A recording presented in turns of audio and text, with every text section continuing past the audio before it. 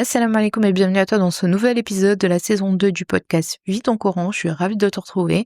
Si tu me découvres à travers cet épisode, je suis Younous, la fondatrice du projet Hafiz Coran Academy, la méthode destinée aux francophones pour apprendre l'arabe et mémoriser le Coran de manière ludique.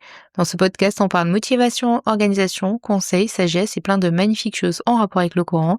Je te retrouve chaque vendredi, Inch'Allah, pour un nouvel épisode. Alors abonne-toi pour ne pas rater les prochains.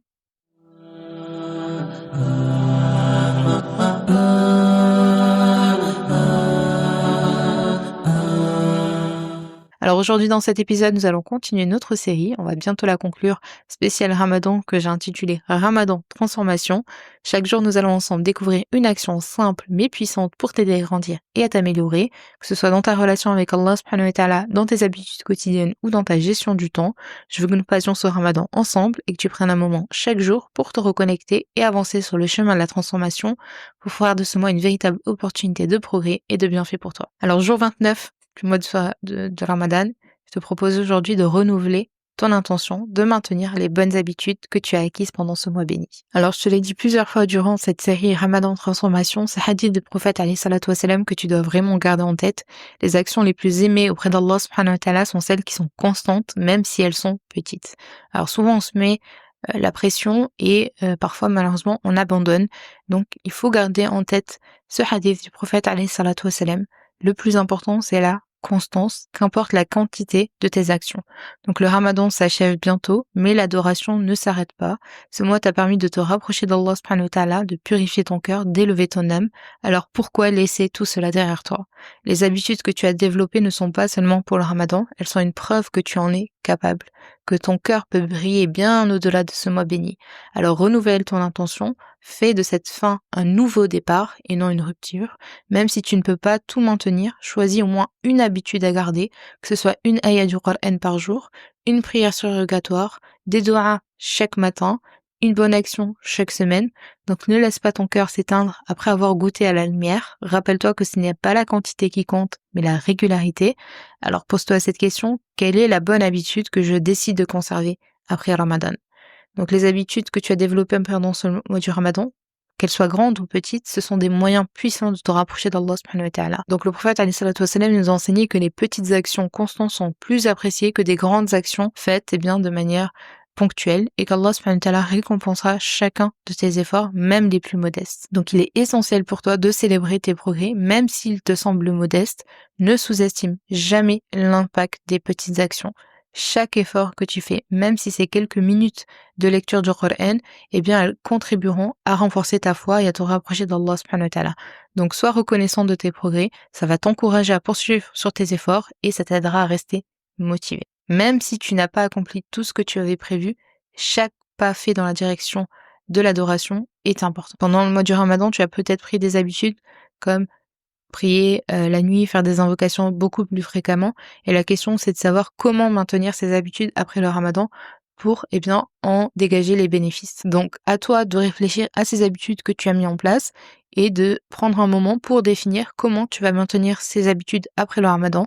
Donc, l'objectif, ce n'est pas de faire un changement drastique, mais c'est d'introduire progressivement de petites habitudes qui resteront durables sur du long terme. Donc si tu avais l'habitude de lire 5 pages du Coran chaque jour, tu peux essayer de maintenir cette habitude après le Ramadan, même si tu dois ajuster le nombre de pages en fonction de ton emploi du temps. Ce que je te propose, c'est la boucle est bouclée, c'est vraiment de renouveler ton intention. Donc le premier épisode de cette série, c'était l'intention, et l'intention, donc la niya, est essentielle puisque c'est elle qui va déterminer la sincérité de chacune de tes actions.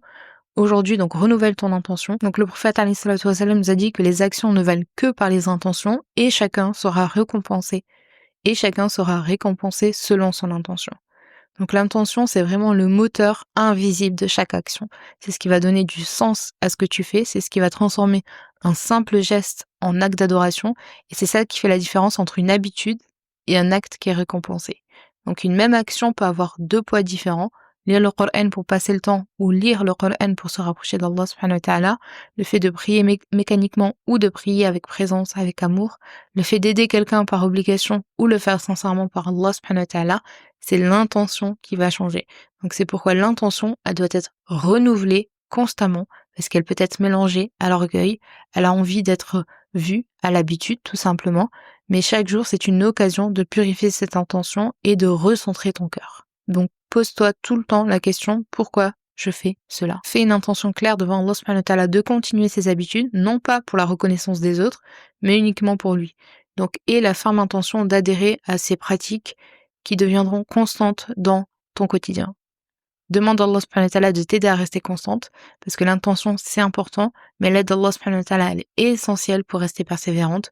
Demande-lui de t'accorder la force de rester constante, de t'éloigner des distractions et de ne pas revenir à des habitudes qui étaient moins bénéfiques pour toi avant le Ramadan. Écris un plan sur la manière dont tu voudrais intégrer ces habitudes dans ta routine quotidienne et surtout, encore une fois, sois réaliste dans tes objectifs pour éviter de te décourager. Donc, ce que je te propose dans l'exercice du jour, c'est de noter les habitudes que tu souhaites continuer après le Ramadan et de créer un emploi du temps dans lequel tu vas organiser tes journées de manière à inclure ces habitudes que tu n'avais peut-être pas avant le Ramadan et que tu vas inclure maintenant dans ton quotidien. Donc, à toi de voir comment tu vas créer cet emploi du temps dans lequel il y aura ces nouvelles habitudes sans bien évidemment te surcharger.